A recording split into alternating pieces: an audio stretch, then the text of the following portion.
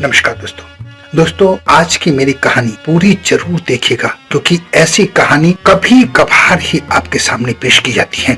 आज की मेरी कहानी का शीर्षक है माँ, ईश्वर का भेजा हुआ एक फरिश्ता। एक समय की बात है कि एक घर में एक बच्चे का जन्म होने वाला था। जन्म से ठीक पहले उस बच्चे ने ईश्वर से पूछा कि मैं इतना छोटा हूँ, खुद से कुछ नहीं कर पाता हूँ, भला मैं धरती पर कैसे रहूंगा?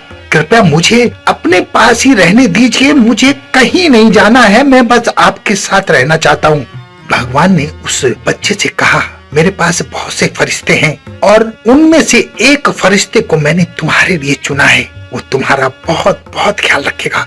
तब उस बच्चे ने भगवान से कहा कि मैं स्वर्ग में सिर्फ गाता और मुस्कुराता हूँ, मुझे कुछ करना नहीं आता, इतने में ही मैं खुश रह लेता हूँ, भला मैं धरती पर कैसे खुश रहूंगा? तब भगवान ने उस अबोध बालक से कहा कि तुम्हारा फरिश्ता तुम्हारे लिए गाएगा भी, मुस्कुराएगा भी और तुम उसका प्रेम महसूस भी करोगे और इतनी बातें करके तुम बहुत बहुत खुश रहोगे।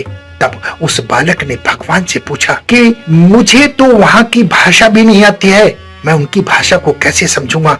तब भगवान ने उस अबोध बालक से कहा कि मेरा फरिश्ता सबसे मधुर और प्यारे शब्दों में तुमसे बात करेगा और जब तुम उन मधुर प्यारे शब्दों को सुनोगे तुम्हें अच्छा लगेगा और मेरा फरिश्ता बड़े धैर्य सावधानी से तुम्हें बोलना सिखाएगा। फिर उस अबोध बालक ने भगवान से कहा, अगर मुझे कभी आपसे बात करनी हो तो मैं क्या करूंगा? तब भगवान ने उस बालक से कहा कि मेरा फरिश्ता तुम्हें हाथ जोड़कर प्रार्थना करना सिखाएगा, तुम मुझसे बात करने का तरीका भी सीख जाओगे। तब उस अबोध बालक ने कहा कि भगवान, मैंने सुना है धरती पर बुरे लोग भी होते हैं, उनसे मुझे कौन बचाएगा?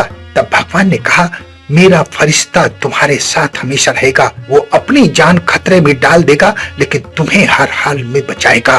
तब उस बालक ने कहा कि मैं प्रभु, आपके बिना सुखी नहीं रह पाऊंगा, मैं हमेशा दुखी रहूंगा क्योंकि मैं आपको नहीं देख पाऊंगा। तब भगवान ने उस बच्चे से कहा, चिंता मत करो, तुम्हारा फरिश्ता हमेशा मेरे बारे में बात करेगा और तुम मेरे पास वापस कैसे आ सकते हो वो तुम्हें ये भी बताएगा। और इतना कहते ही उस वक्त स्वर्ग में शांति छा जाती है और पृथ्वी से करहाने की आवाजें आने लगती हैं और बच्चा समझ जाता है कि मुझे अब जाना है। वो रोते रोते भगवान से पूछता है कि हे ईश्वर, अब मैं जाने वाला हूँ, कृपया करके मुझे उस फरिश्ते का नाम भी बता दीजिए कि आपका फरिश्ता इस धरती पर कौन है। भगवान मंद मंद मुस्कुराते हैं और कहते हैं कि उसका नाम का कोई महत्व नहीं है, बस तुम ये जान लो कि उस फरिश्ते को माँ कहते हैं।